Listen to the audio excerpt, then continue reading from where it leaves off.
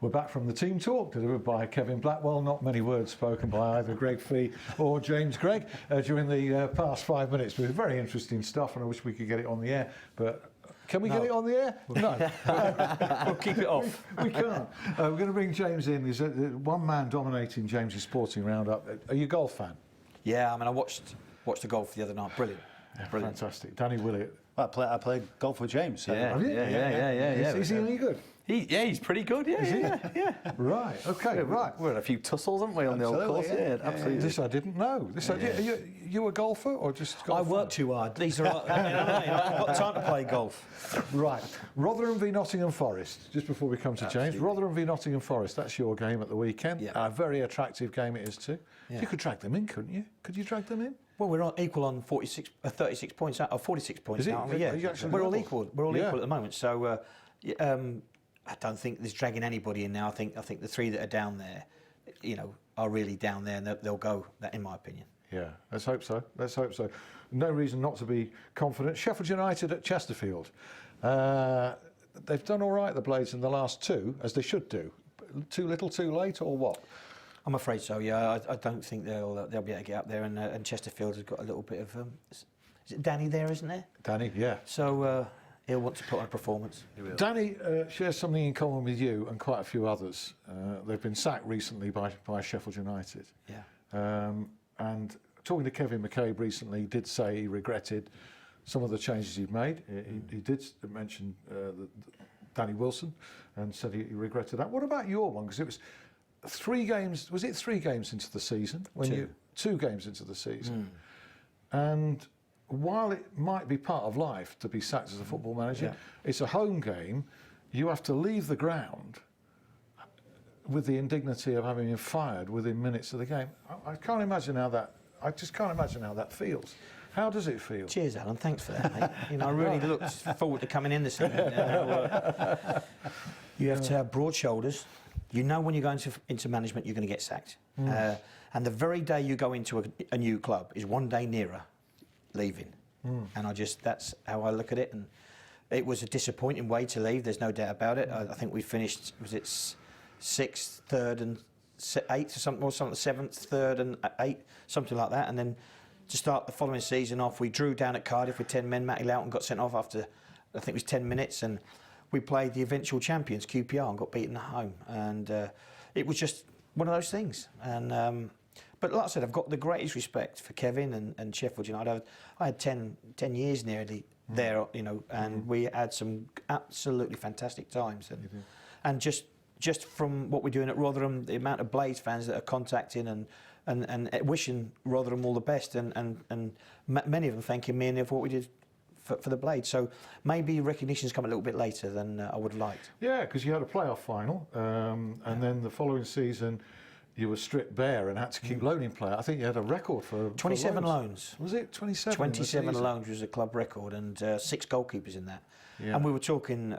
I'm not against the new rules coming in about banning the loan system between windows, because it meant clubs weren't putting together proper squads and then gambling on getting the loans. And the problem is you try and set up a team and then a new player comes in. And I think that year we had 27. On 6 occasions, a player arrived just before the kick-off, and I took the lad Davis from Stoke centre-half, only to play against Sheffield Wednesday in the derby at Bramall Lane, and he arrived at 5 o'clock. Now tell me that's right.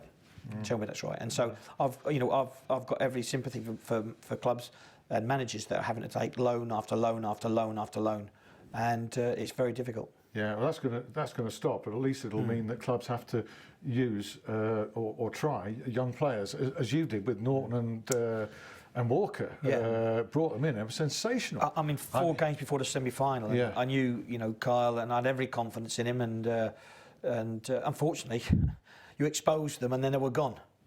Because they both went afterwards, to Tottenham after the final, and to lose the players of that quality and calibre was really make it very tough then to be successful the following year. Yeah, you've known what it's like to be sacked. I'm sorry to be so depressing. We will change the subject a bit later, but Greg, you've been a non-league manager. Yes. Yeah, a couple of. I mean, Kevin's got a non-league background as well, having. Well, we as a goalkeeper. were at Boston United too. Yeah. Not together, Yeah. but we were at Boston United. I obviously managed Boston for 3 years, For and 3 then I years, went to Gainsborough, and so that was a non-league management spell. Yeah. Yeah. Yeah. Absolutely, good stuff. How was that? And managing non-league, it must be very different. Obviously, you've Well, experienced. it is both very sides different, of it. yeah, because you're doing all the jobs. You haven't got any resources really, so it's extremely hands-on. But the principles are still the same, aren't they? You've got to get the best out of the players that you've got. You've got to motivate them. You need to be a psychologist, like Kevin's been saying earlier, and. I think that the successful managers, that's what they do. They get the best out of what they've got, and it was tough at Boston. It was before Steve Evans took over from me, and obviously Steve Evans has gone on to much better things. But in some ways, it's quite frustrating that we didn't have any money at all. There was no resource. We couldn't sign any players at all, and then. When you leave, you see a manager that comes in, and all of a sudden the floodgates open, and that's football. You take it, but we had the opportunity to sign. I think, we were trying to sign Jeff Horsfield at the time because he was out of the team at Halifax, and I think if we'd have been, we could have got him for not a lot of money at that time, and. When I went to the chairman and asked for the money, it was, no, I'm sorry, we can't do that. But, I think if we'd have, those are the things that you look back and you think, if that had happened, I think we maybe could have won the league. And ifs and buts, yeah, absolutely. But I do think non-league management is. I would never have liked to have done that. I'll be honest with you. No. The lads go to work. You've got to pick them up. You've got to do. It is the hardest job. Non-league management, without doubt. The easiest thing must be a bit of coaching and picking the team and giving team talks. Much easier than all this. It's a bit like me getting guests in the studio. That's always the hardest thing. If I'd only got a sense of direction about guiding them on the phone, it'd be a lot easier. Give them the right directions. I think they'll find their way here. But anyway, No, we won't go into that on air. That's another story. We did have problems getting Mr. Blackwell in this week. We'll come back to you, chaps. Well, I said the wonder of one man. We will do. We'll come on to him very shortly, talking about ifs and buts. We're going to be talking about chips and puts. After we talked about Sheffield Eagles, well, strange run of form for Mark Aston's side.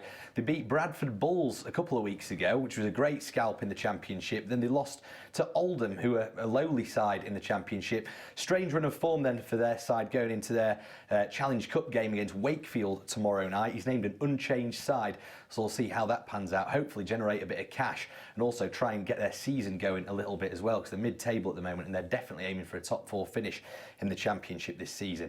Rugby Union now, move on to the Sheffield Tigers, already crowned champions of National League North, so they'll be playing in National League 2 next year. That is a serious league as well, some big money for amateur rugby really in that sort of league. Sheffield, Abbeydale Park, they're actually a bit out of the playoff spots now, and they play against Firwood Waterloo on Saturday. We'll talk about football. Blades obviously 10th in League 1, too little too late. I think probably deserved more against Gillingham last week in a 0-0 draw. Play against obviously Chesterfield at the Pro Act on Saturday. And Owls, well, that was a timely loss, wasn't it, for them against Bristol City last week. Yeah, I sensed the danger in that fixture. I just had a feeling that they were going to lose. And of course, Kevin had been down there in midweek with Rotherham, and I think it was a good point. In the end, you were happy with the point, were you? Well, it was always going to be a game that we didn't want to lose, and they didn't want to lose. That's for sure. But we started really well, and we're winning. We were disappointed with the goal that we let in, to be honest. But it was a big performance from the players down there, and it certainly showed that it buoyed Bristol City, because I couldn't believe the result when I saw that Sheffield Wednesday had got beaten. Was it 4? Yes, they got beaten 4-1, and they made a good start to that game. The manager got his team revved up, you could say there, Mr. Lee Johnson, before the game. Neil actually made reference to it after the game. But he's very good, isn't he, Neil, about using little barbed comments from opposition managers and using it in his team's favour, which he obviously did. Yeah, well, I think it was a little bit annoyed Neil with some of the comments that had come out prior to the game. Yeah. It's all right, you know, winding the players up and whatever, and the crowd going, but it was literally, you know, him saying that Neil's got to be literally attacked. He's got to be, you know, we're going to put him in his place, and we want all the fans jumping on the back of the referee, and thinking, you know.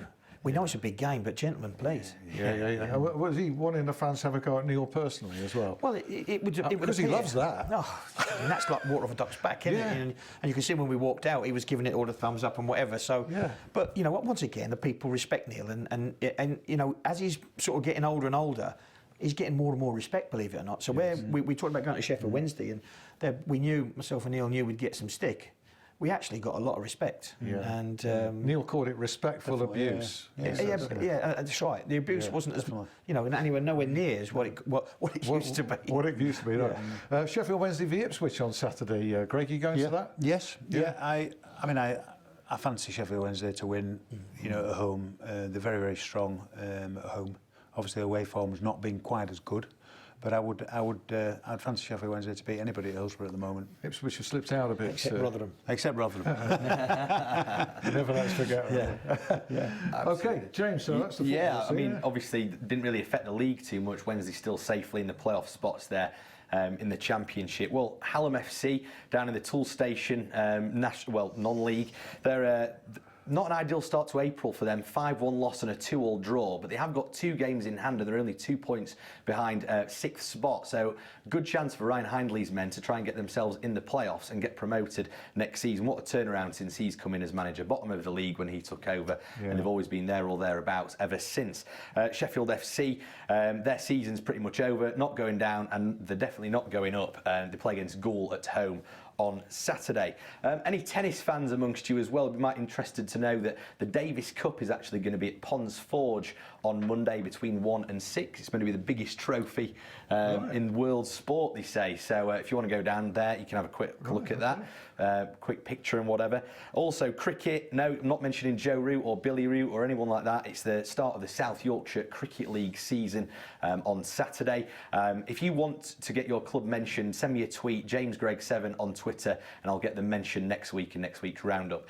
And now, of course, well, I've got to mention Danny Willett. You know, I'm not sure if it's something in the water or if it's Henderson's relish, something like that in South Yorkshire. Jess Ennis, Jamie Vardy, Kel Brook, the list goes on. But Danny Willett, he can now claim to be one of those superstars, really, of Sheffield sport.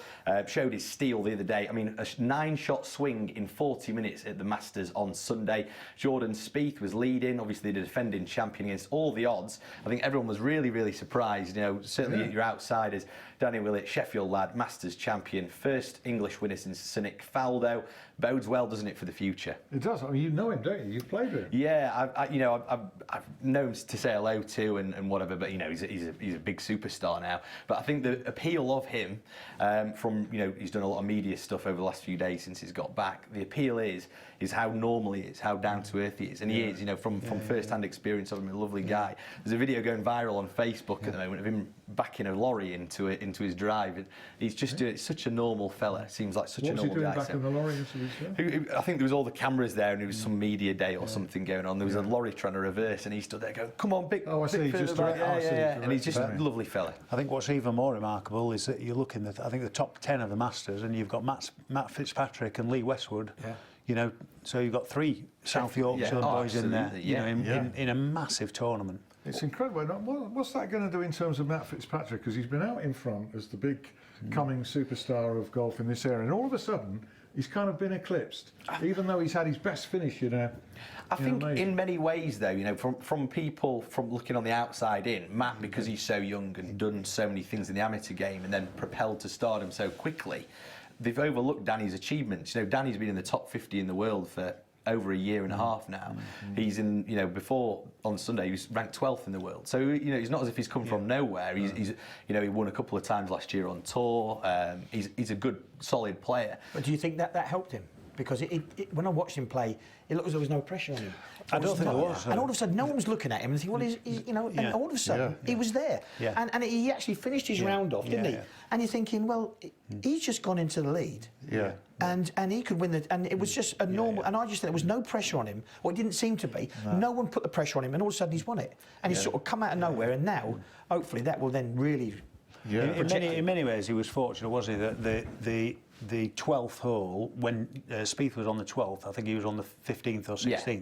So he only had 3 holes to go, leading the Masters. I think if he'd have been in front had it been from 6 the beginning, or 7 or something, I think it would have been. The way he said he saw it was, you know, I've got 5 full golf shots here to hit, going up 17 and 18, and I think if you look at it, break it down like that, it's actually a lot simpler. You know, he had the tee shot on 16, which if you hit it in the right spot, it's an easy birdie hole. Going up 17, get your drive away, and it's a short iron in, and then 18, you know, it can be tough, but once he's up the fairway, it's easy enough for him. I think he trusted his ability, stayed in the moment, got a good caddy as well. That's always important. Yeah, more glory for Sheffield. But I mean, working in sport, and Kevin will know that pressure it's a funny thing. You know, it's self-inflicted. It isn't really there. But, you know, as a player, you become under pressure, which you create yourself. And how you manage that and how you work with it, and at the top level of football, it's the same when you get to the end of the season, how teams are affected by pressure is, you know, it's quite an interesting sort of piece of football. A lot of psychology involved. Yeah, absolutely. Kevin, I mean, here you are going strong. You've managed 4 clubs: Leeds, Luton, Sheffield United, and Bury. You before that, you played for a number of clubs. You've coached a number of clubs. You've had this relationship with Neil, where you've been with him for long spells. Do you see yourself as a manager or a coach? Which of the two do you see yourself? I think I've got a fairly good record as a manager, and I've got a very good record as a coach. So I think I look at myself as whatever I want to be. Either. I can manage, or I can. You know, the great thing is obviously, like I said, when Neil's not there, I manage the club anyway. So, and Neil knows, because obviously, you know, like I said, I've managed some big clubs and gone to major finals. So, no, I've got every confidence in my ability to do what I want to do. But then the great thing for me now, at this stage of my career, I can do what I want to do. So if I want to coach, I'll coach. If I'm going to manage, I'll manage. And it was ironic. The international break came, and I got a phone call we played Ipswich on the Saturday, and at 6:45 on the Monday morning, I got a phone call. Would I take a certain club over?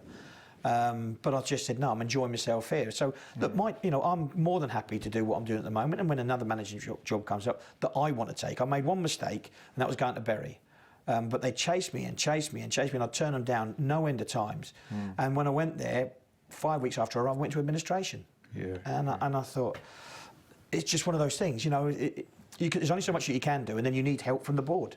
And then I think the players never got paid for goodness knows how long, and it was a nightmare. So the lesson was learned. I'm not going to go to a club that I don't think I can do anything at. Yeah, the great achievement, perhaps, in an industry where there's a great turnover is surviving, still being there. Is that? Yeah, I think that's a very good analogy there. You know, the fact that I'm still in the game, and Neil, we've been there for so long, means that obviously people realise that you can do the job, because now 75% of first-time managers never manage again. 75% of a manager who takes his first job in the game never manages again and are out the game. And if you said to me now, I've got two daughters, but if I had a son, would I let him go into management in football? I most certainly would not. It's too precarious. And now, I mean, I was with David Moyes last week in London. You know, when you're talking about Manchester United, they coveted David for 4 or 5 years. Then he had 9 months there. Now, how can a club like Manchester United, who could analyse the person we're going to take, handpicked him, watched him, develop him, help him, and then say 9 months you're gone? Well, so if that's the situation at the biggest club in the world, what's it like for other clubs? Very often it's after somebody's been there a long time that the problems occur. For instance, yourself and Neil at Sheffield United, you know, all of a sudden, loads of managers very quickly. Neil went, didn't he? Obviously after the Premier League, and then Brian Robson took over. But Brian only lasted 7 months. 8 months. Less than a season, certainly. That's right, because that's when I took over. And then I had 2.5 years. I think it was 2.5 years there. So, listen, that in itself was a miracle, because we were still talking. I think the average tenure for a manager now is 9 months. It's ridiculous, isn't it? I mean, it reflects very badly on the whole profession, doesn't it? Really, and the way it's run. Open-ended as far as the end of the season's concerned. You know, hopefully job done, and you keep Rotherham up, and then who knows, really? Except that the pair of you are highly marketable. Well, I mean, once again, as Greg says, if you win games, things happen. It's as simple as that. And you know, the problem with football is you're either a hero or zero. You know, and I always say to people, look, I'm neither as good nor as bad as you say I am. I'm somewhere in it. We're all somewhere in the middle. No one's that good that they're untouchable, and no one's that bad that they're unemployable. So we'll just have to see what happens. Yeah. Yourself, Greg, do you think that Sheffield Wednesday will do it? I mean, they're looking good for a playoff spot. Yeah, I think they'll make the playoffs. I think that's pretty much achieved myself. I think that when you look at the top 6, I think any of them can beat any of the others, and I wouldn't be rushing out to put any money on any of those teams in the playoffs. I think on the day Wednesday can do it. I'd love to see them do it. Like I say, they've got a very, very special player in Forestieri. They've got good quality all over the pitch. They've got a very, very well organised, defensively. The manager seems to be able to rotate his squad very, very well. I've been very impressed at that. I think they that's haven't quite beaten difficult. anybody in the top 6 yet, No. but maybe by the law of averages, that's a good thing. No better time to do it in playoffs. No, you did right. But I mean, it will all come down to the day. In the playoffs, you can forget what's happened in the season. Forget about it. Yeah. Believe you me. And the amount of times the 6th team goes on to win is quite phenomenal. So you finished third. I mean, we finished third, didn't we? A point behind Birmingham. Went to the last game, and then to pick the players up to get into the final was, and then we were outstanding against Preston. And didn't do it in the final. No, and on that day, I can't say why he didn't do it or he didn't do it. The same planning, the preparation that was in all the games throughout the season was exactly the same. Yeah. I do think if Wednesday could manage to just grab the 4th place, I think it would be an advantage, because playing the second game at Hillsborough with a full house, I think would be an advantage. That's a good shout. Yeah. That's a great point. Do you regret looking back? I'm pretty sure you had an opportunity to leave Sheffield United after that playoff disappointment, when it was written large that there were going to have to be economies and you couldn't keep certain players. Do you regret looking back that you didn't take an offer? I think that happened twice. Leeds United, I got to the playoff final and I had 4 major offers. Sheffield United, I got into the playoff final, I had 2 major offers. But I always thought that loyalty would be repaid. So now I don't think loyalty counts for anything in football. No. So I think sometimes now you take the job, you work as hard as you can, you try and be as successful as you can, and then if opportunities come along, then you have to assess them. But Sam Ellis was my assistant at Leeds and at Sheffield United and the other clubs. Always said to me, it's not the club you work for, it's the people you work for. And my word, how true that is. And to work for good people is a rarity now.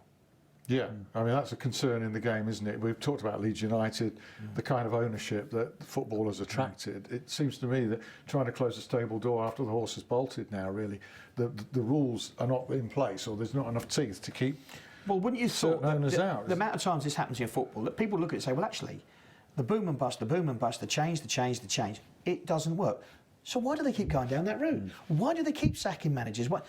It's the clubs for me, I've been around the world. I went to Sao Paulo. Their club is developed for Sao Paulo. And the manager comes in because he has to work with them players and that system. He can't come in and change the fitness coach, the physio, the whole infrastructure. And that's what happens. The manager comes in and the whole club changes behind the scenes. So where's the longevity? So he's saying now, if you're a young coach, and most of them go into the youth and want to go into the first team, you're better staying in the youth if you want any longevity in the game. But for me, if they can get the structures right and just be progressive, and that's what we're saying at Rotherham, stay up this year, stay up the next year. It takes the right people at the top. Of course it does. And that's where sometimes at the top of football, we haven't got the right people. No, indeed.